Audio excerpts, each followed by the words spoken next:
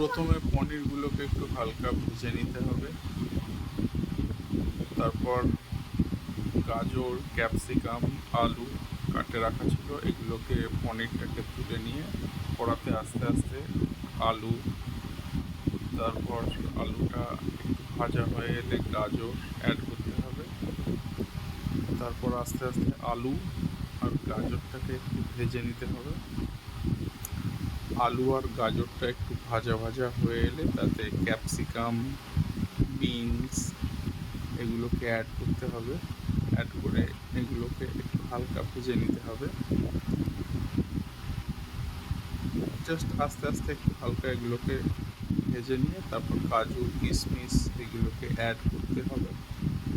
করে এগুলো এবার আস্তে আস্তে আর একটু নাড়াচাড়া করে নিতে হবে। এবার আস্তে আস্তে এগুলো নাড়াচাড়া করা হয়ে গেলে তারপর এটাতে একটু নুন অ্যাড করতে হবে।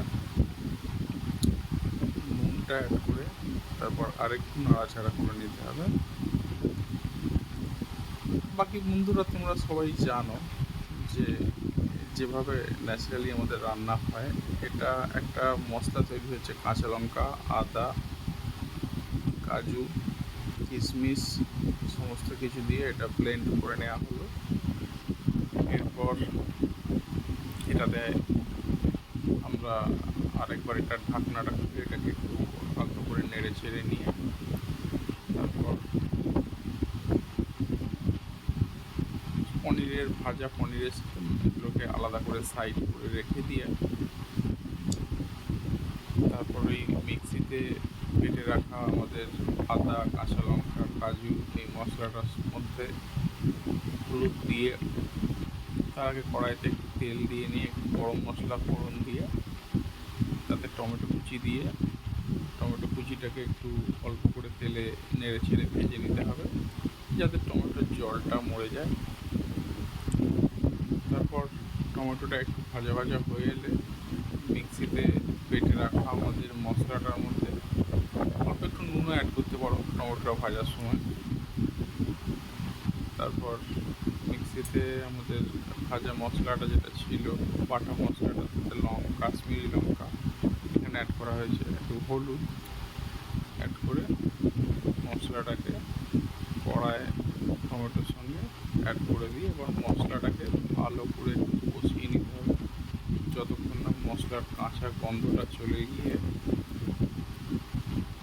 মশলাটা থেকে একটা তেল ছাড়া ছাড়া ব্যাপার হচ্ছে, ততক্ষণ পর্যন্ত ভেজে রাখা সবজি, পনির এগুলো অ্যাড করা যাবে না। জায়গাটা ধুয়ে একটু জল অ্যাড করতে পারো সামান্য, দিয়ে এবার মশলাটাকে এখন নেড়ে চেড়ে ভালো করে কষিয়ে নিতে হবে। বাঙালি রান্নায় বিশেষ করে মশলা কষানোটাই হচ্ছে মেন কাজ। আর এটা পনির দিয়ে মিক্সড ভেজ যে যেরকমভাবে বলে, বিভিন্ন রাজ্যে বিভিন্ন এর স্বাদ বিভিন্ন রকমভাবে এটাকে রান্না করা হয়ে থাকে। তার মধ্যে আমরা একরকমভাবে এটাকে রান্না করেছি। দেখো মশলাটা কিন্তু কষানো হয়ে গেছে, এটাকে তেল ছাড়া ছাড়া বেরিয়েছে।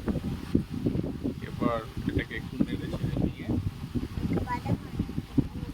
তারপর এটাতে আমার মেয়েও পাশ থেকে কমেন্ট করছে, এবার কিন্তু এটাতে আমরা আমাদের আগে থেকে ভেজে রাখা সমস্ত মিক্সড ভেজ অ্যান্ড পনিরটা অ্যাড করবো। আমার মেয়ে বলছে হালকা জলও দেওয়ার জন্যে, একটু হালকা চিনি দিলাম এটাতে, একটু হালকা গোলমরিচ, তোমরা মনে করলে এতে একটু গোলমরিচের সঙ্গে মরিচও অ্যাড করতে পারো, তাতে টেস্টটা আরও ভালো হয় যদি আর একটু ঝাল চাও। এবার সমস্ত সবজি আর ভেজে রাখা পনিরটা এর সাথে অ্যাড করে দিলাম, দিয়ে এবার এটাকে আস্তে আস্তে নাড়াচাড়া করতে হবে। দিয়ে এবার এটাকে কিছুক্ষণ একটু আস্তে আস্তে নাড়াচাড়া করতে হবে যাতে সবজিগুলোর সাথে মশলাটা কষানো, মশলাটার সাথে একটু ভালোভাবে, যেহেতু নুন দেওয়া আছে সমস্তটায়, তাই আলাদা করে আর বেশি নুন দেওয়ার কোনো প্রয়োজন নেই, কারণ প্রত্যেক স্টেপেতেই একবার একবার করে নুন দেওয়া হয়েছে। দিয়ে মশলাটাকে কষানো সবজির সাথে হয়ে গেছে। এবার একটু জল দিয়ে ভালো করে নেড়ে চেড়ে এটাকে ঢাকনা দিয়ে এবার একটু ফুটবার জন্যে আমাদের ফুটছে। অলরেডি আমরা ঢাকনা খুলেও ফেলেছি এবং এতে কসুরি মেথি এবং ঘি দেওয়া হয়েছে নামানোর আগে। দিয়ে একটু দিয়ে হালকা জলটা একটু শুকনো শুকনো হয়ে এলে জাস্ট একটু গ্রেভি গ্রেভি থাকবে, সেই পোর্শনেতে আমরা এটাকে কড়া থেকে এবার নামিয়ে নেব।